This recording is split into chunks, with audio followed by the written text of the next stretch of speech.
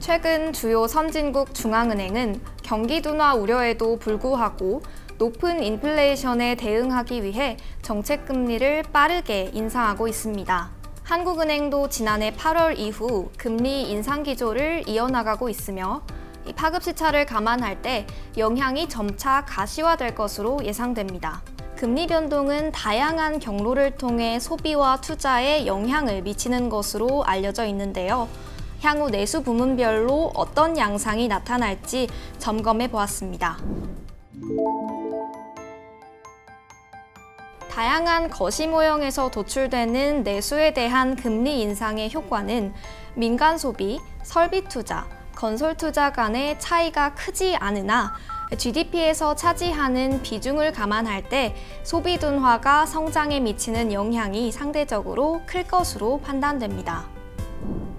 금리 상승은 주로 자산 가격 하락 및 이자 수지 악화 요인으로 작용하면서 민간 소비를 둔화시킬 것으로 예상됩니다. 최근 글로벌 금리 상승으로 경제 주체들의 수익 추구 행태가 완화되면서 주가가 하락하고 주택 가격 하락 기대도 커지고 있어 자산 가격 경로에 의한 소비 제약 가능성이 높은 상황입니다. 실증 분석에서도 금리 인상이 주식 및 주택 가격 하락을 통해 민간 소비를 유의하게 감소시키는 것으로 추정되었습니다.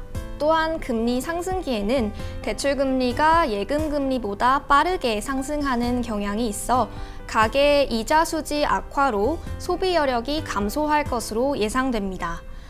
아울러 금리가 상승하면 가계가 현재 소비를 줄이고 미래 소비를 위해 저축을 늘리는 기간 간 대체 효과도 발생합니다. 다만 최근 실질금리 상승폭이 작고 팬데믹 이후 가계저축 급증으로 추가 저축의 유인도 제약될 것으로 보여 이 대체 효과는 크지 않을 것으로 판단됩니다. 금리 상승은 기업의 자금 조달 비용 증가를 통해 설비 투자를 둔화시키겠으나 환율 경로에 의한 자본재 수입 비용 완화가 설비 투자 둔화 효과를 일부 완충할 것으로 예상됩니다. 금리가 설비 투자에 미치는 영향은 업종별로 상이한 것으로 분석되었는데 비제조업, 비IT 제조업, IT 제조업 순으로 금리에 민감하게 반응하는 것으로 추정되었습니다. 이는 비제조업과 비IT 제조업이 외부 자금 의존도가 더 높기 때문으로 보입니다. 설비 투자는 금리보다 수요 전망에 더 큰 영향을 받는 것으로 알려져 있으나 재무 구조가 취약한 한계 기업 등의 경우 금리 상승의 영향이 클 수 있습니다. 실제로 실증 분석에서 기업의 이자 보상 배율이 일정 수준 아래로 낮아지면 설비 투자가 빠르게 감소하는 것으로 나타났습니다. 금리 상승은 주로 건설 수요자의 자금 조달 비용 증가를 통해 건설 투자를 둔화시킬 것으로 예상됩니다.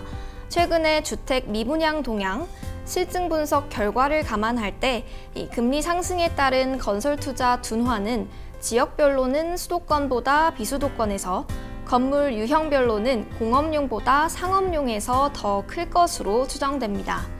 아울러 최근 건설자재 가격 상승으로 건설사들의 수익성이 악화된 가운데 금리 상승으로 이자 부담이 확대될 경우 재무 건전성이 취약한 일부 건설사들이 자금 조달에 어려움을 겪을 가능성도 있습니다. 다만 이미 착공된 공사 대부분은 수익성이 악화되더라도 진행될 가능성이 커서 금리 상승이 공사 차질을 통해 미치는 영향은 크지 않을 것으로 판단됩니다.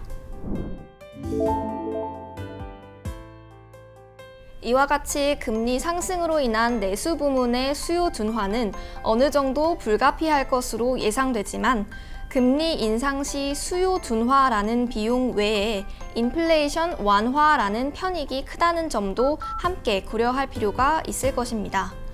아울러 최근 고용 및 임금의 견조한 개선, IT 제조업의 대규모 투자 계획, 정부의 주택 공급 확대 기조 등이 금리 상승의 영향을 완화하는 방향으로 작용할 것으로 보입니다.